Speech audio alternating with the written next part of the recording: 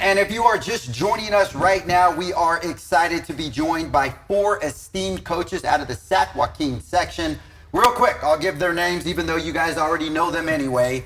From Jesuit High School head coach Marlon Blanton, right next to him, from Oak Ridge High School, Casey Taylor, and going on this side, from the Intercom Tigers, Reggie Harris, and right next to him, from the Wood Creek Timberwolves out of Roseville, the one and only Bradley Hunkins. So thank you all once again for doing this. So let's get right into this part. Now, the thing is, nowadays, it's a lot different than how it was maybe when you guys were in school, or when I was in school growing up. What I mean specifically by that is social media and access to social media. How do you guys deal with just the challenges of how they conduct themselves on social media, and why do you feel that it's so important, whether or not they're trying to get looked at or trying to get recruited or whatnot? What words of advice would you give to kids out there on how they should conduct themselves on social media? We've got a couple coaches that are in charge of that. I mean, they're not the X&O coaches. They're the social media, making sure our kids are doing it the right way. But trying to put a positive spin on our program and our town and what they're doing, their experiences on and off the field. I think it's very, very important. I think recruiting is some part of it. I still think recruiting is another one where it has some false fallacies with parents. We had, I'm sure these guys have, we had over 61 colleges come by. They come by your school and talk to you. They go talk to their coaches, and they go talk to people they trust. They don't go look at your Twitter account and see the 40 time you ran at Johnny Jones's combine. There's different things. So, but I think it's a place that, that's your first resume, kind of right there, keeping it out there, being positive. And I think it's something as coaches that we didn't have internet when I went to high school, so tells you where I was. I think it's something that I'm learning how to do here and there, but I think it's very important that we use it and use it as a positive way. We basically stand on business with it, and in our program we educate them on the positives and the negatives of the social media. And the biggest thing for us is making sure that we are representing our last name well, and that's what's so important, and that we're not doing no clown activity that's going to embarrass the family and the community. We're fortunate enough with our access where you guys will open up the doors to your practice and allow us to come through sometimes. And I never take that for granted, to see the work that you guys put in with your players, the work that your staff put in with your players, but then the work that the players just put in, period. And some of my favorite aspects of that is not seeing the plays that I might see on Friday. It's seeing Coach Harris pulling a kid aside, or Coach Lincoln's pulling a kid aside and talking to him about something that they need to improve on. And then you see the breakthrough moment happen in a game, and you see the reaction of you guys when that kid pulls through. And that's just on the field. How rewarding is that aspect of your guys' job? You got to have pieces in place in your program that shows example of winning, because not every team's going to win it all. Not every team's going to win a state. Not every team's going to win their league. Not every team's going to win their section. But it doesn't mean your team isn't successful. So along that journey, you got to have something in place where your players really understand that the human side of the experience is about enjoying it. I've given up on trying to explain how much football can foster love for a young man. Because if you haven't played it and you haven't experienced it, it's hard to help somebody understand that. Right. So I've given up on trying to explain that when people say to me, why do you coach football? Why do you love it so much? It's only high school football. But it does so much. Great coaches are great teachers too.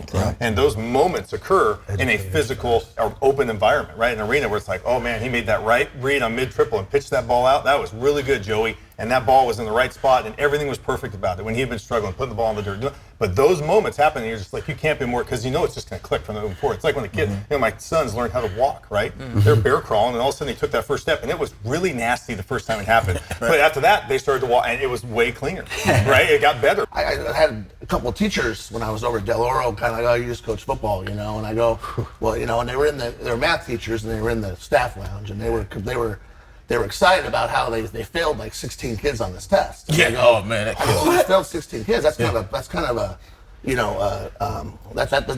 a reflection on your teaching. That's right. And they're kind of looking at me like, well, just go out and coach football. I go, no, just rewind this. I go, my job's different. I got 1 week to prepare my team. I go out on Friday night in front of the whole town, and I put on a show.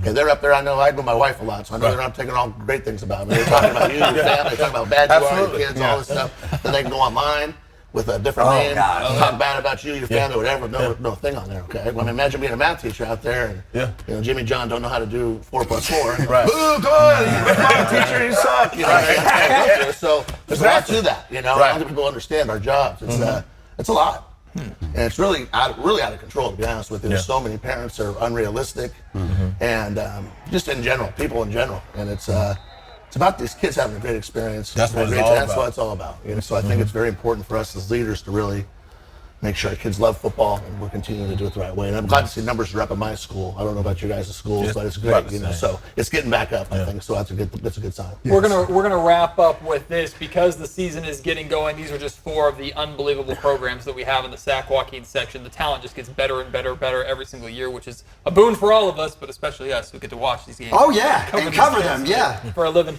But really quickly, coaches, we'll go just one at a time. If you would take a brief second just to tell us a little bit about your program, what's going on, whether it's expectations this year, whatever you just want to say, want people to know about your respective programs. And Coach Bland, we'll start with you. I think as usual, we're going to be competitive. Our kids are going to compete, and we're going to have a good showing. We feel really good. We got a great team. We got a lot of good kids. We got great chemistry. We've been real close the last 2 years, and we just got to finish the last 4 minutes. That's kind of where we're at. So we're excited to get it going. No, we're excited coming up this year with our motto of unfinished business. Our kids are great. Coaches they're ready. You know, dust the shoulders off, and they're ready to lead our young men. Our young men are going to be very competitive. So, you know, I'm changing the game, and that's what it's all about. I mean, I'm trying to get these kids to go out into the world and see the world and just be the best people they can be every day. So I'm very excited, and our team is excited to show what that preparation phase back in January has done for this program and uplifting this community. That's what it's about. We have multiple athletes that are young, but they are going to be really dynamic in what we do. It's going to be a good year at Wood Creek. The motorcycles will be running. We'll be ready to go, and we're looking forward to having a great year and seeing Reggie on October 18th. Oh. It's going to be good. It's already circled on our calendars for sure. Well, while we're counting down the days to the start of the season and tapping our feet impatiently, these guys are going to be on the field, obviously working with these groups to get them ready. Gentlemen, it's a real treat for ABC 10 to have the 4 of you here, so thank you so much for being willing to do this before you draw the battle lines and start getting to work. It's an absolute pleasure.